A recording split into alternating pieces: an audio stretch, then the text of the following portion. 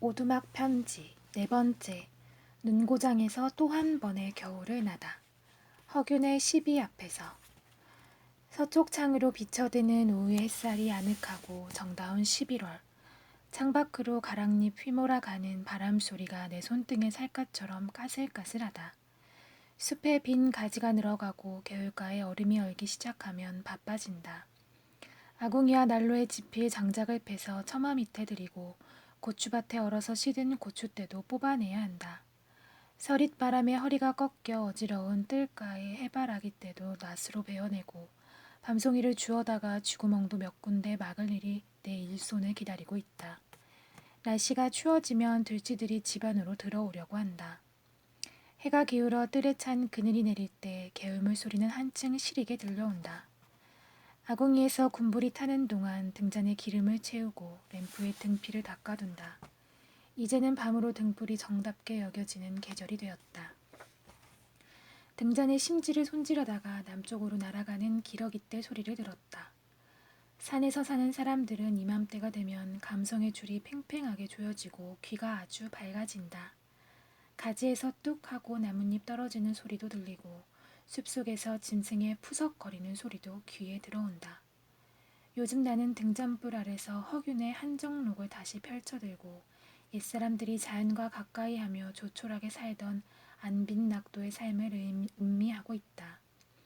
몇 해 전에 이 책을 처음 읽고 나서부터 허균을 좋아하게 되었다. 우선 사나이다운 그의 기상과 독서량에 압도되었고 임진왜란을 전후한 파란만장한 생애가 불우했던 지난 왕조사를 되돌아보게 했다. 어느 시대이고 귀재들은 현실에서 받아들여지지 않았다. 얼마 전에 허균의 유적지를 돌아보았다. 강릉에서 주문진 쪽으로 뚫린 7번 국도를 가끔 내왕하면서 명주군 사천면에서 그의 시비 안내판을 보고도 스치고 지나쳤는데 그날은 마음 먹고 찾아갔었다. 시비는 왼쪽으로 멀리 동해바다가 내다보이는 소나무숲 언덕에 세워져 있었다. 1983년 국문학자들이 주축이 된 전국 시가비건립 동호회가 주관하여 허씨 문중의 도움을 받아 세운 것으로 기록되어 있었다. 허균의 외가 에일 땅이 바로 이 언덕 아래 있었다. 지금도 그 마을 이름으로 남아있다. 허균이 1569년 여기에서 태어나 젊은 시절 꿈을 키우면서 살았고 임진왜란 때 잠시 어머니를 모시고 머물던 곳이 또한 이곳이다. 경포대에 가까운 초당 마을에 지금은 주인이 바뀌었지만 그 집안의 본가가 남아있다. 외란을 전후하여 허균에게는 불운이 닥친다. 20세 때 그에게 많은 영향을 끼친 둘째 형이 죽고 그 이듬해에는 누이 난설원이 세상을 떠난다. 24세 4월에 임진왜란이 일어나고 7월에 첫 아들을 낳았지만 피난통에 산후조리를 제대로 못해 사랑하는 부인이 22살의 꽃다운 나이로 죽는다. 아이도 뒤따라 죽었다. 상처받은 사람이 찾아갈 곳이 어디이겠는가. 고향 땅일 수밖에 없다. 그해 가을이고 내일 땅에 내려와 어머니를 모시고 지낸다.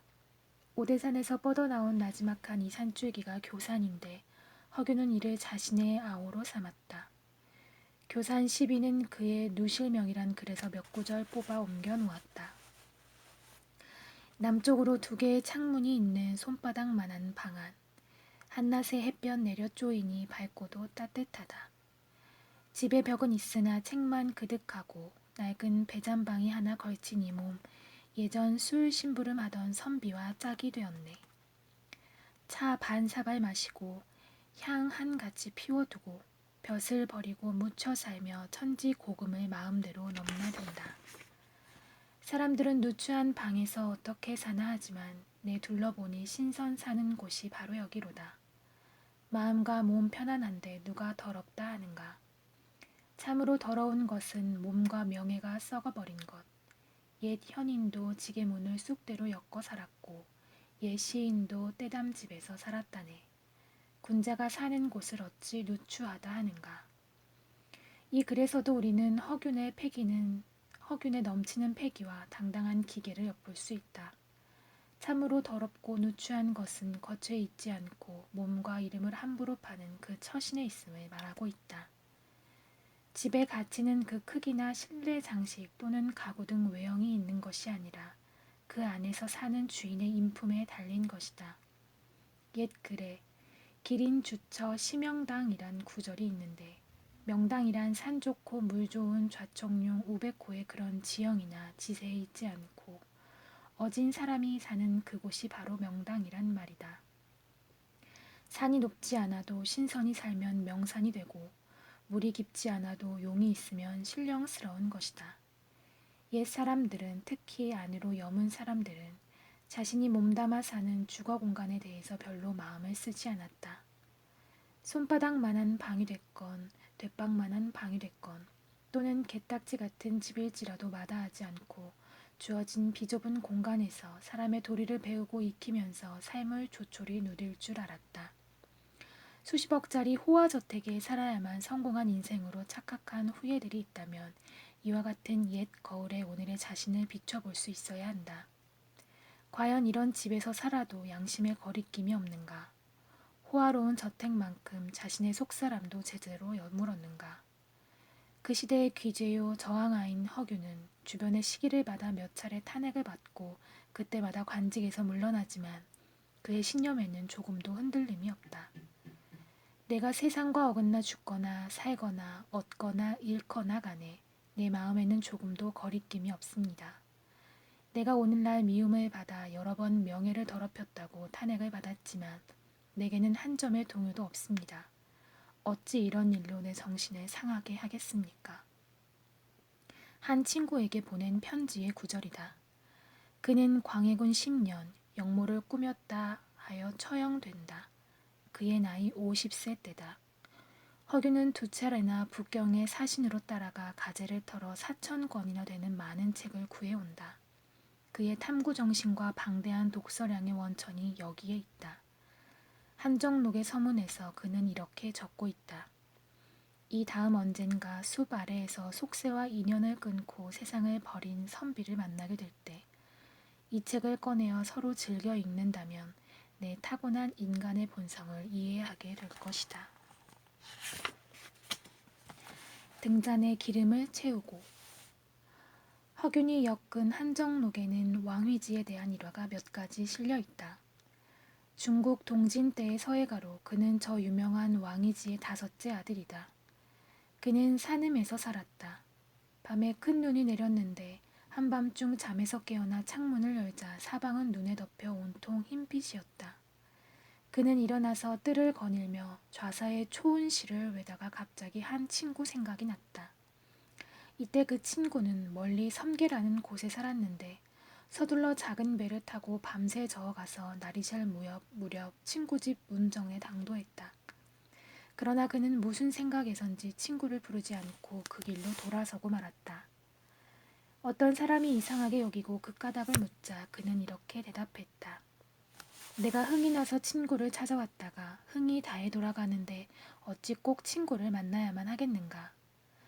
흥이란 즐겁고 좋아서 저절로 일어나는 감정이다. 그렇기 때문에 흥은 합리적이고 이에 타산적인 득실이 아니다. 그때 그곳에서 문득 일어나는 순수한 감정이 소중할 따름이다. 매사를 합리적으로만 생각하고 손익 계산을 따지는 요즘 사람들은 눈이 내리는 날 밤을 새워 친구를 찾아 나선 그 흥겨운 기분과 마음을 삶의 향기로운 운치로 받아들일 수 있을까? 그때 만약 친구 집 문을 두드려 친구와 마주하고 담소를 나누며 아침을 얻어먹고 돌아왔다면 그 흥은 많이 줄어들고 말았을 것이다. 시와 산문의 세계가 다른 점이 바로 이런 데에 있다. 왕이지가 서울을 떠나 시골에 있을 때다. 그전부터 환이라는 사람이 피리의 명인이라는 소문은 들었지만 서로 만나지 못했는데 때마침 수레를 타고 둑 위를 지나가는 그를 보았다. 왕이지는 이때 배를 타고 가던 중인데 동료 중에 그를 아는 이가 있어 환이라고 알려주었다. 그는 사람을 시켜 서로 알고 지내기를 바라면서 피리 소리를 한번 들려줄 수 없느냐고 청했다. 피리의 명인인 환희는 평소 왕위지의 인품을 익히 들어 알고 있었다. 그는 즉시 수레에서 내려 의자에 걸터 앉아 세곡조를 불었다.